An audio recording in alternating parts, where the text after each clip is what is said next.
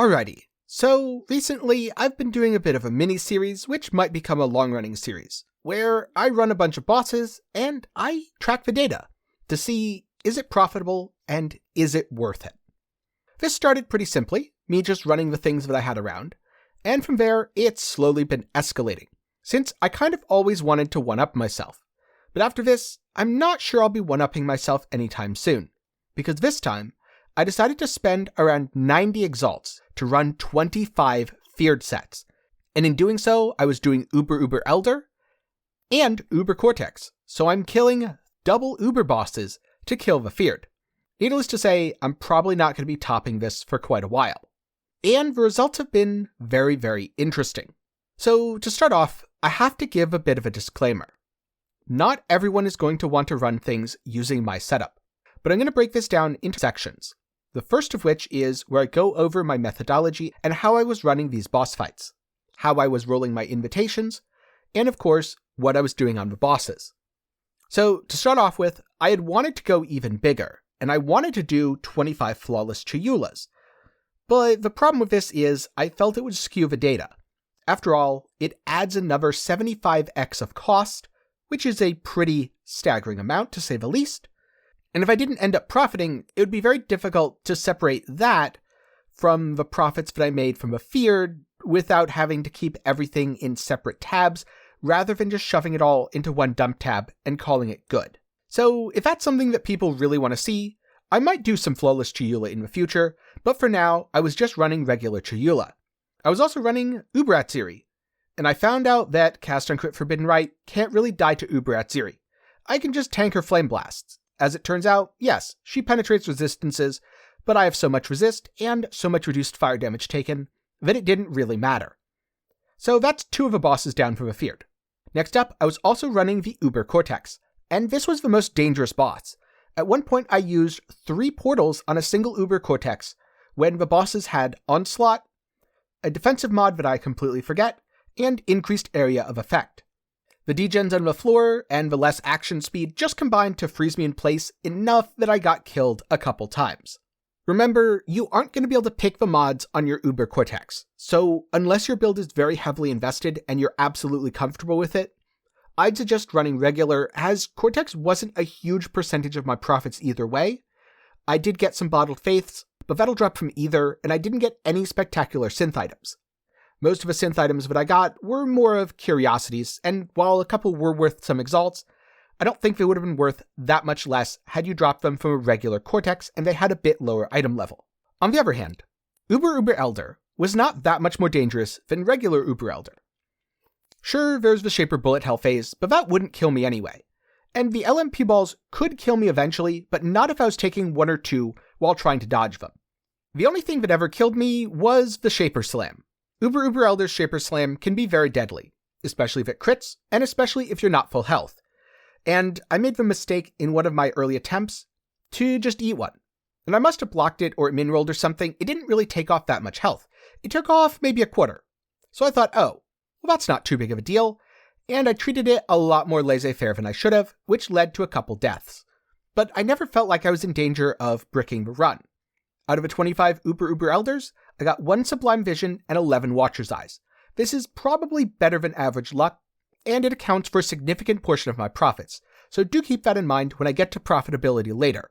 Though I feel like 25 is a sample size that's large enough that I wasn't really going to break the bank either way, even if I didn't get as much stuff as I did in this run should I do it again. In terms of Atlas passives and tree, this is the tree that I was using. The reason that I wanted Height of Hubris was to get as much as possible in terms of rewards from my feared.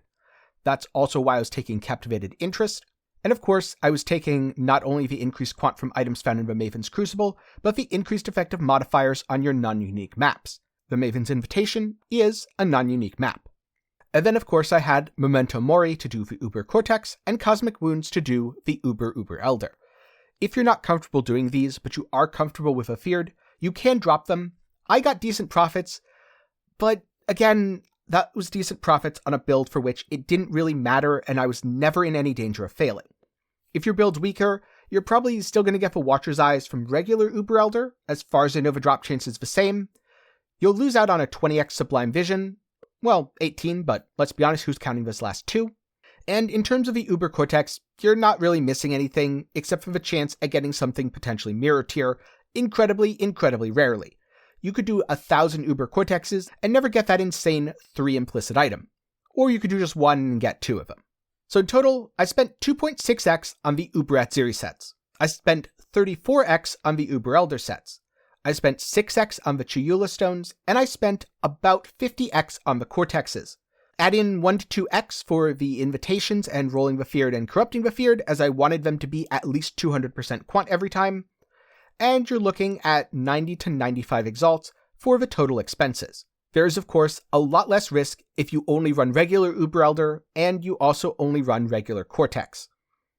Which, given that the set for UElder was over an exalt and Cortex was around 1.9 to 2x for most of them, I did pay 1.8 on a couple. If you're ever concerned that you might brick it or fail it, go with the safe side. On that note, and before I get into how much I made, be very careful about how you're rolling the feared. Turbo is incredibly dangerous. Minus max is incredibly dangerous. And a couple dangerous mods are easily enough to brick your feared if your build isn't absurdly juiced.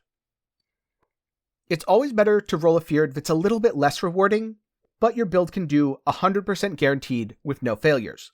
Since a lot of my profits did actually come from the feared itself and the successful completion. That said, if your build can handle it, the rippier the better.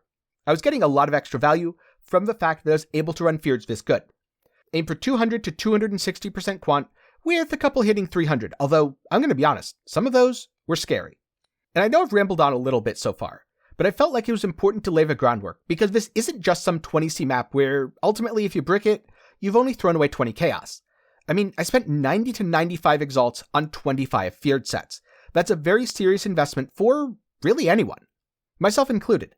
And hopefully I've been able to lay a good framework, so if you want to do this for yourself, you'll know what you're getting into. If you found this video helpful so far, then please do leave a like, as that's a great way to help me out completely for free. If you have any questions about the build, then join my Discord. A lot of people are playing it, and they might be able to provide you the answers. Plus, I look in the builds channel sometimes too. After you're done with this video, if you want to see some more content, then check out my second channel, 10 Gaming Thoughts, where I recently talked about the fact that Diablo Immortal got banned in China. That's beautiful irony, and also some games to look out for on the Steam Summer Sale.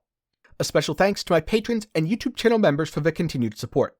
But for now, let's get back to looking at what I got from my 90 to 95x investment fighting 25 feared sets.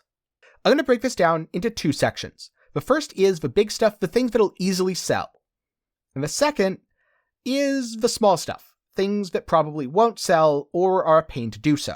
First off, I got 47.3 Maven's invitations. Assuming they're 0.5x each, that's about 23.7x.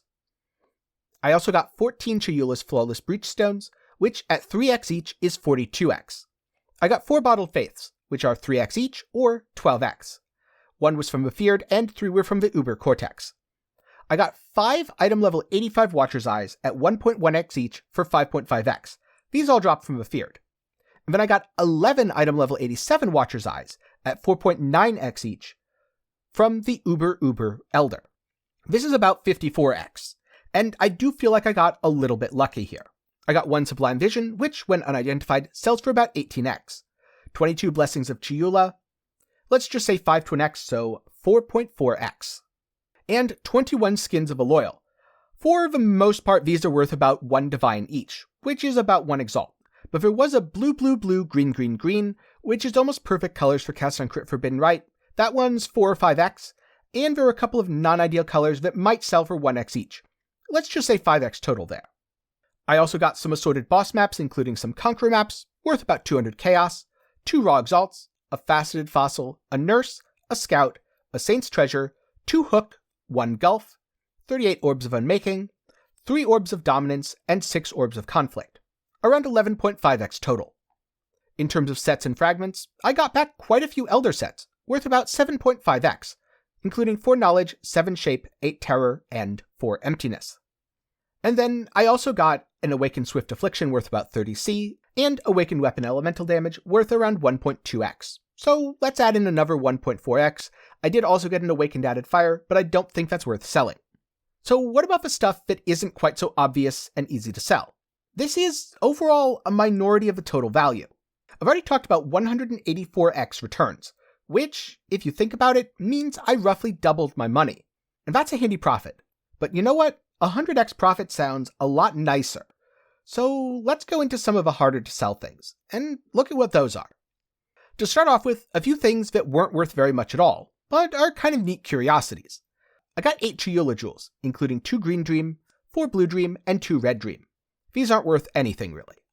I got 1 eternity shroud, which while rare is also pretty much vendor trash, 1 void forge, which is in the same boat, 2 dying sun, which can be worth 1.4x if they're well rolled, but aren't worth too much otherwise, and 3 solstice vigils.